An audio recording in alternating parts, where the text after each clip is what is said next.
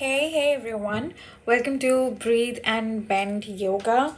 This is going to be our first episode for the Breathe and Bend podcast. So, the channel was previously known as Mindful Musing. I have changed the name because mindful musing has been more of a platform where it is intended that women connect and share their stories and their struggles and find meaningful connections with each other.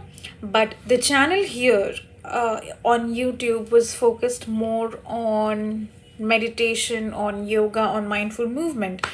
So essentially that is yoga itself. So that's the reason I decided to change the name to Breathe and Bend. Breathe because in my entire training, in my practice with my teachers, with some of my clients, what I've learned is that breath is the most important or essential um, element of yoga, of existence. If you want to feel closer to nature, you do that through breathing. Um, so that's the reason why I've included the name Breathe, because in the daily run of life, it's a rat race, is what most people call it.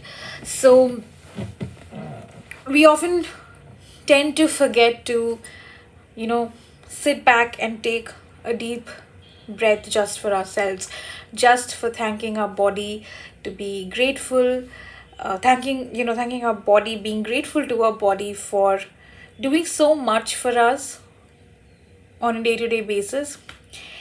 And bend because it's very beautiful.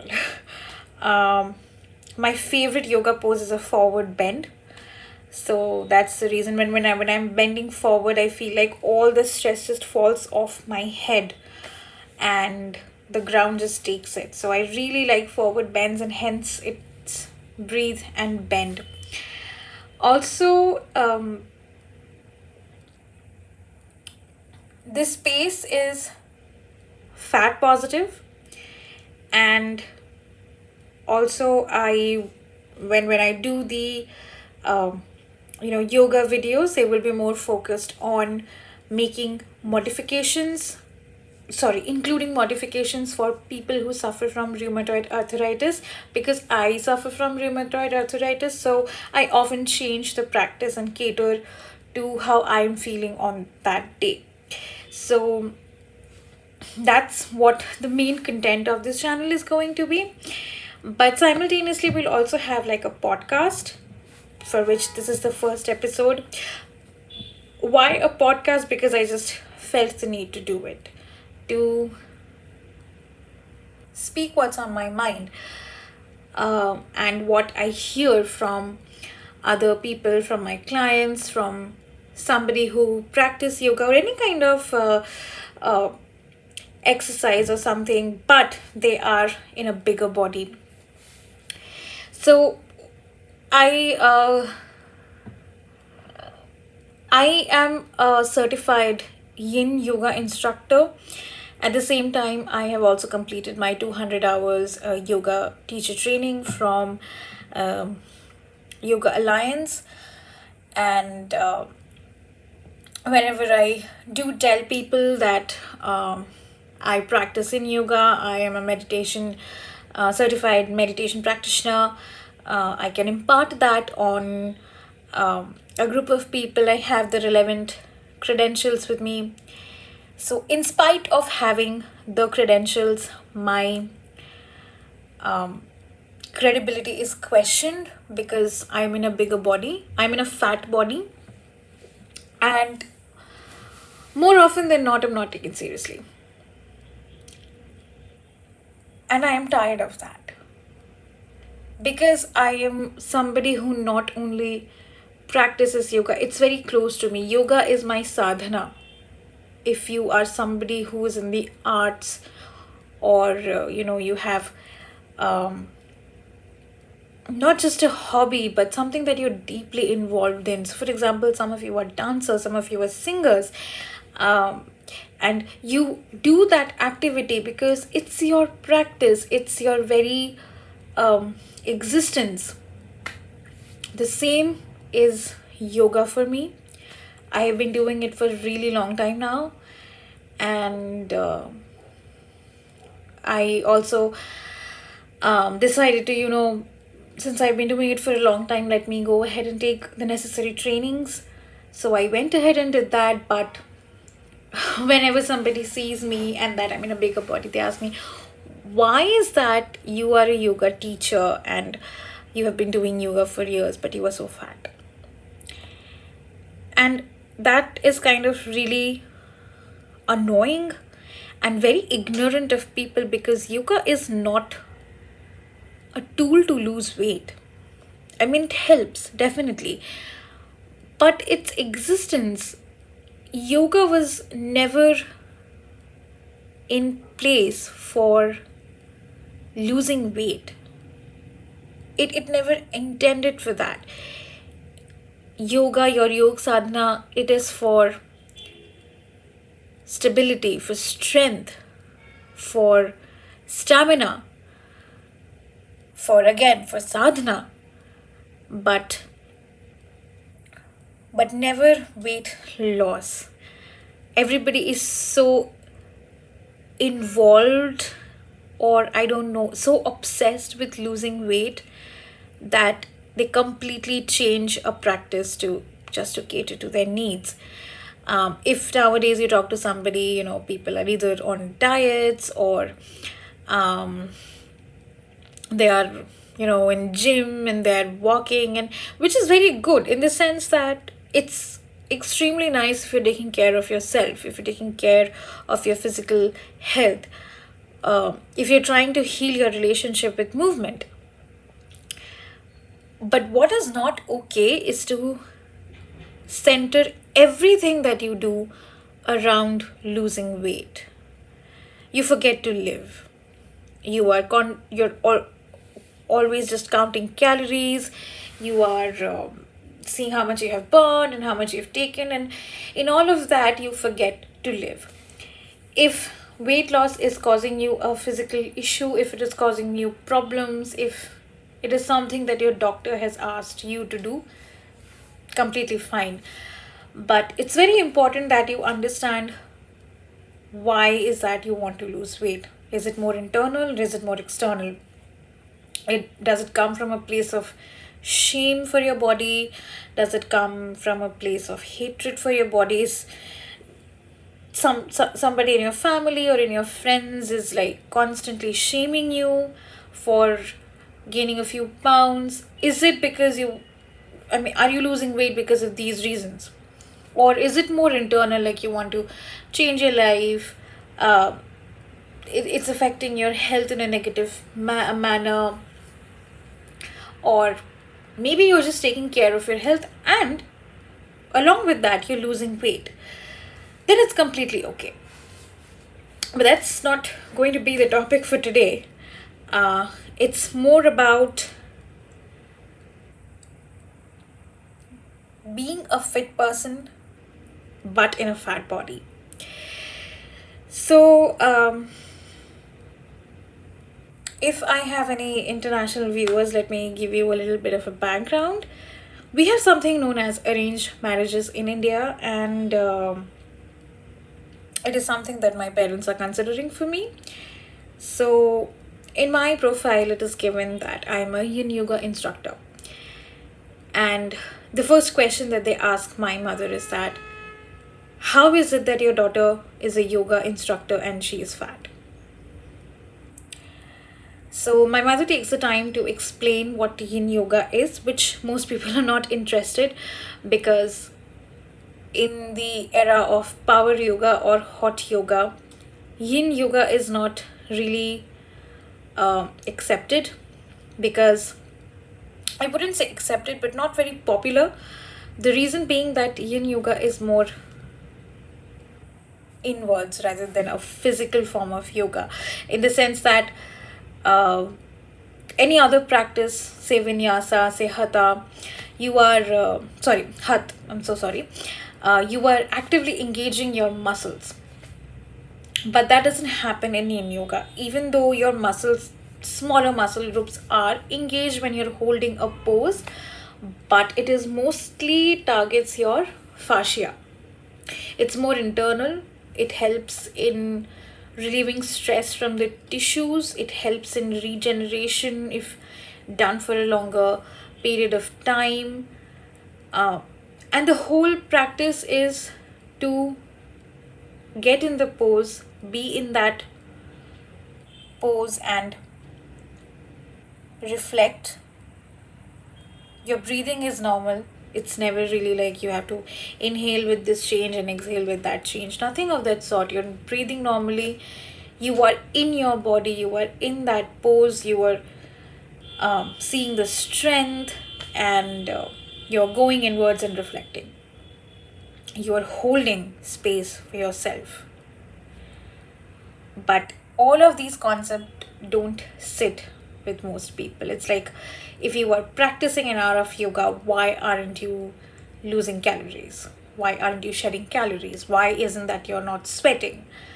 Nobody understands that yin yoga is actually very hard. It's not easy.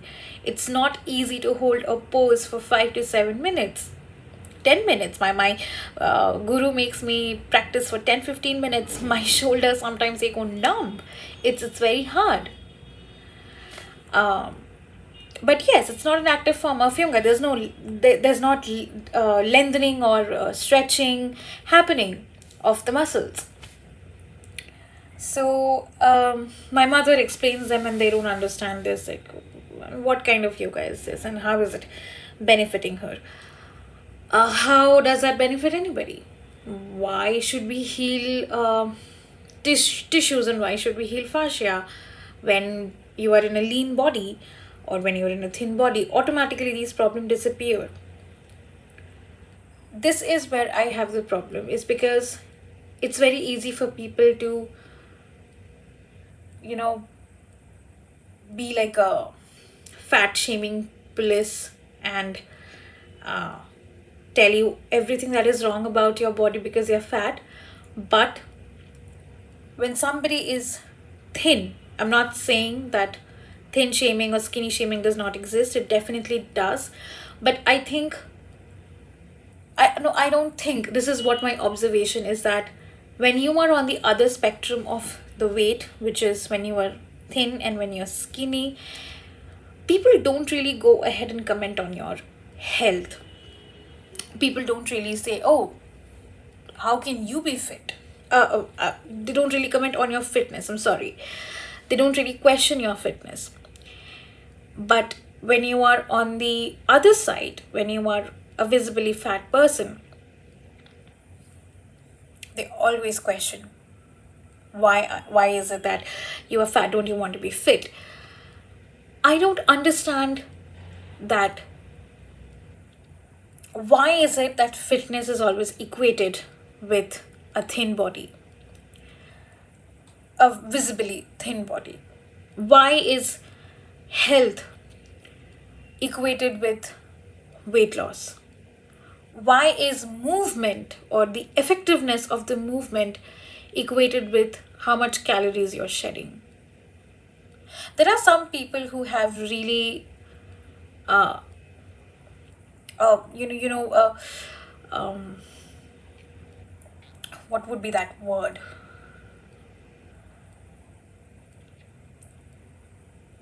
Like a broken relationship with movement.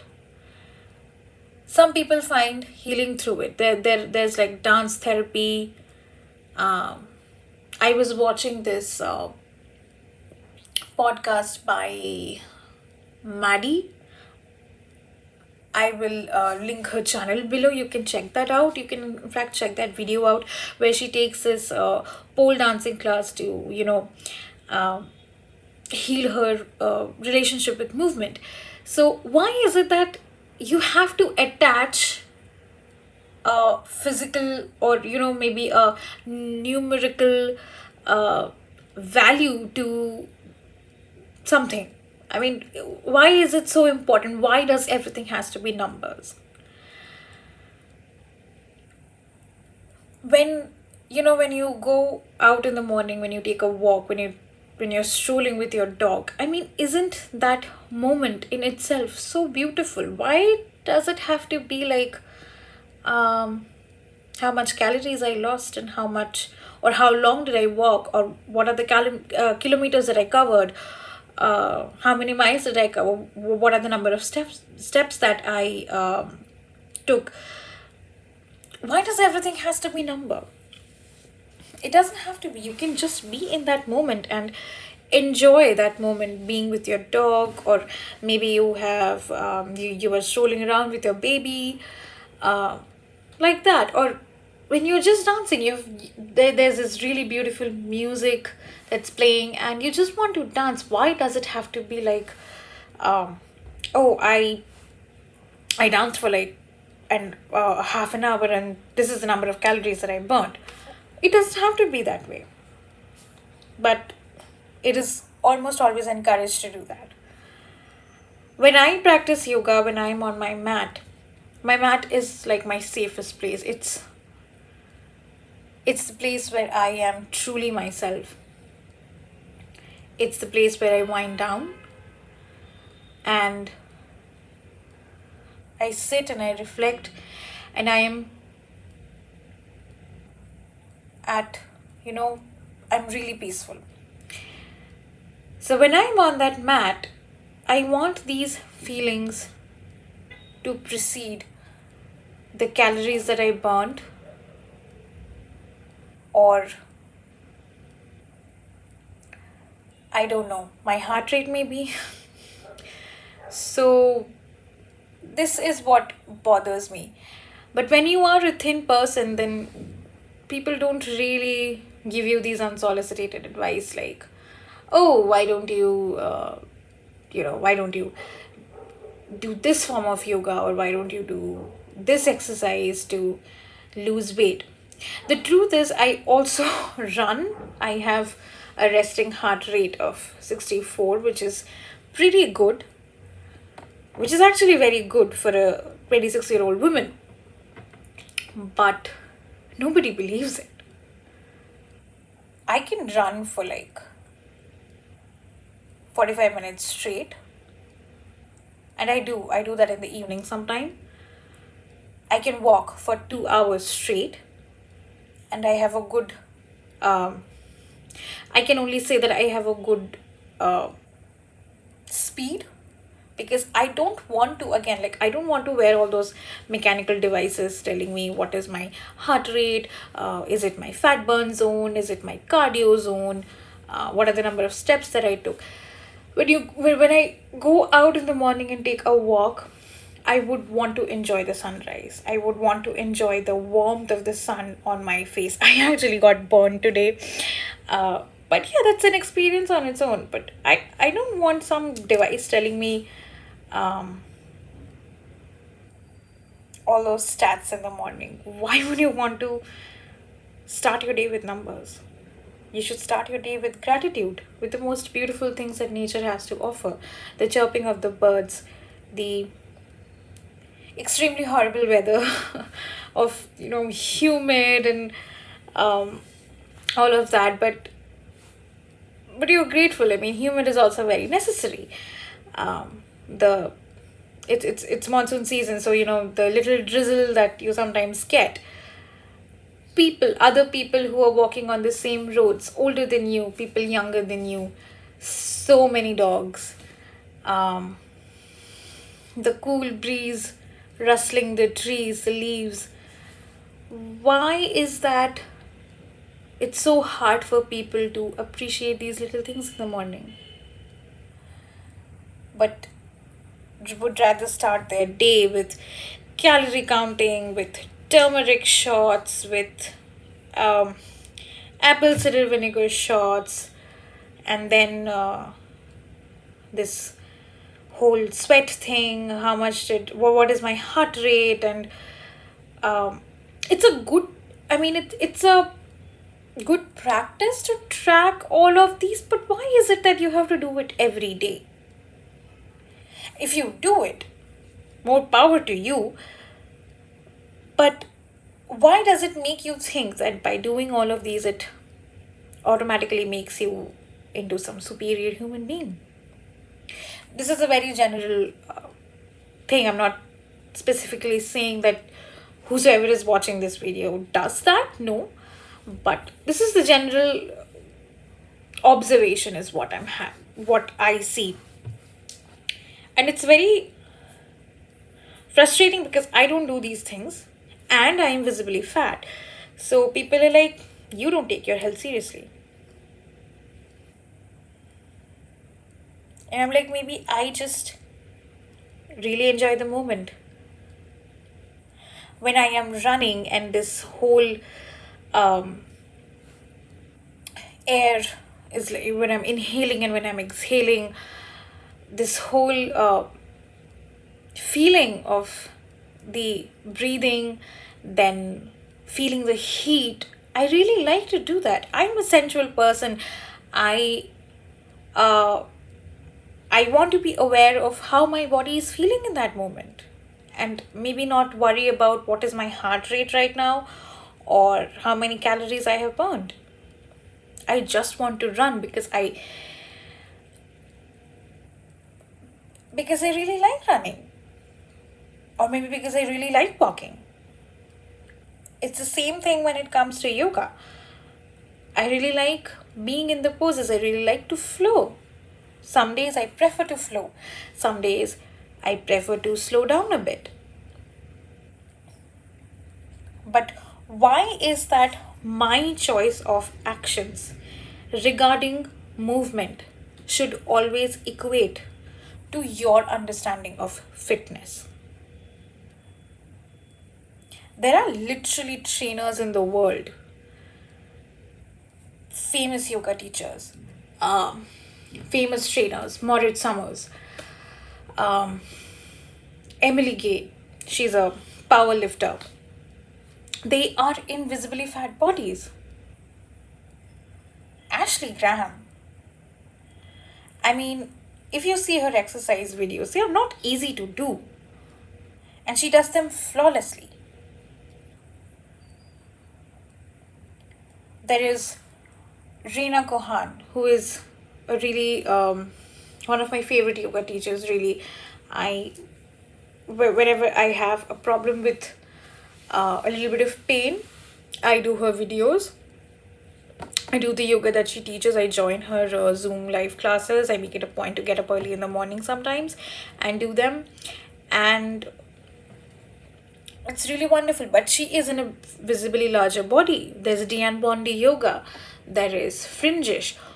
All of these people extremely flexible, strong at the same time, soft, but they are also all fit. But why is it that they're not taken seriously?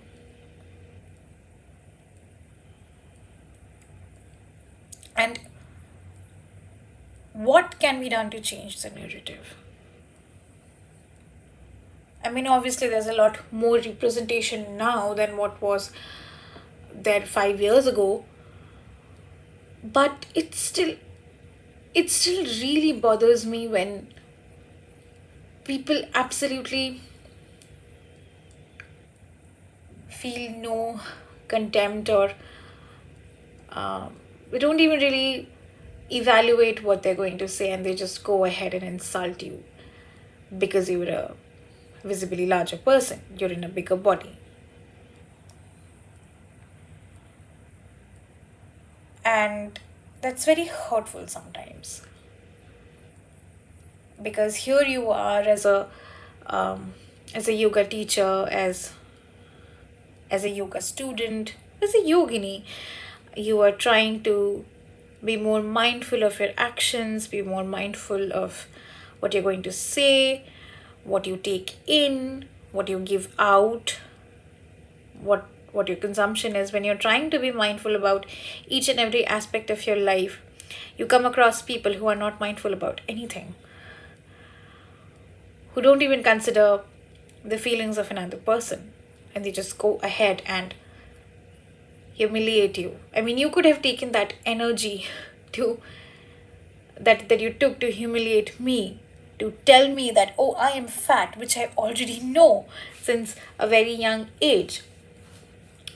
But you took that energy and you decided to project your insecurities onto somebody else. You took that energy and you decided to humiliate someone else. You could have taken that energy and done something nice and kind, but you didn't. So, I mean, essentially, it does speak about your um, core values. But the person who was on the receiving end of this kind of shaming, this kind of humiliation, as much as you want to block it out, it really bothers you sometimes. It gets to you sometimes. You cannot always be a person who is always constantly positive. Sometimes it's very difficult to be positive. It's not practically possible to be positive all the time, be optimistic and not bother. I'm also a human being. Sometimes I feel bad. Sometimes I feel anger. And like I said, since I'm a yogini, I incorporate my breath. I use my breath to be more mindful about processing that anger and not projecting onto somebody else. Sometimes it doesn't work. And sometimes it's very frustrating that despite putting so much effort every day, um, people don't hesitate to to what can I say, just to insult you. And for what? I mean, what is that you derived out of it? You insulted me, I felt bad. What is that you derived out of it?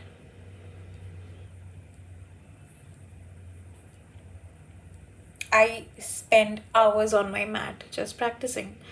I go for walks, I go for a run. I am extremely mindful of what I'm eating because, like I said, I have a chronic illness, so my liver and my kidneys, these are also affected. So I'm very cautious of what I eat.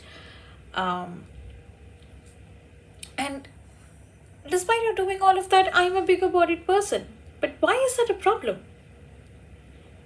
That's my body type. It's not thin. But why is it that to satisfy you, to be aesthetically pleasing to you, I have to be in a skinnier body? Or why is it that a, a thinner body is more um, accepted? Let me rephrase that. I mean, not even accepted, but why is it that you assume that thinner or a skinnier body is more fit than a bigger bodied person? Have you actually sat down with that person and tried to get to know them? I mean, it is automatically assumed that I eat a lot of junk food, when in reality, I cannot actually ingest junk food. I throw up the moment I eat. I literally cannot do that. And yet, people don't hesitate to tell me that, oh, you eat a lot of junk food.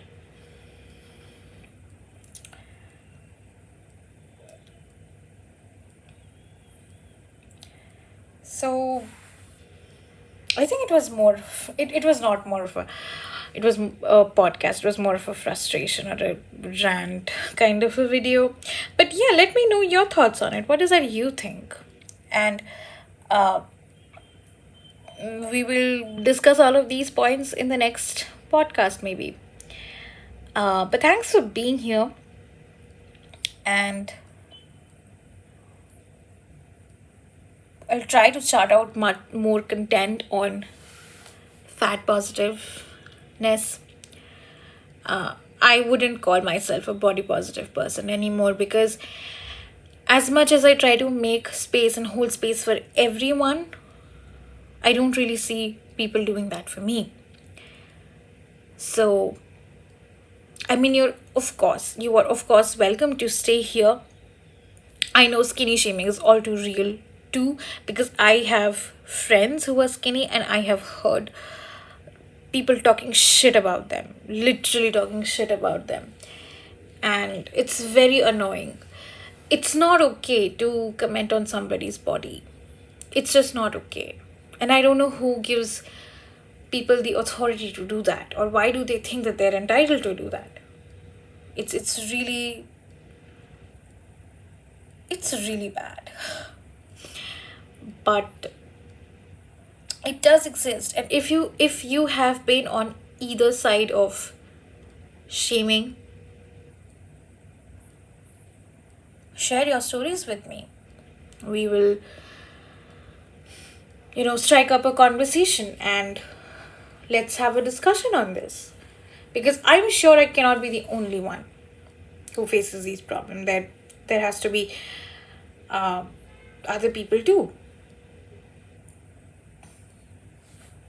So yeah, let me know in the comment section below, and also let me know what are some other topics regarding yoga, or regarding fat positivity, or anything else that you would want to see, and I'll be happy to make that kind of content for you. Thank you so much for being in this space. uh, I am always grateful to your presence in Breathe and Bend. And that's all for today. Thank you and namaste.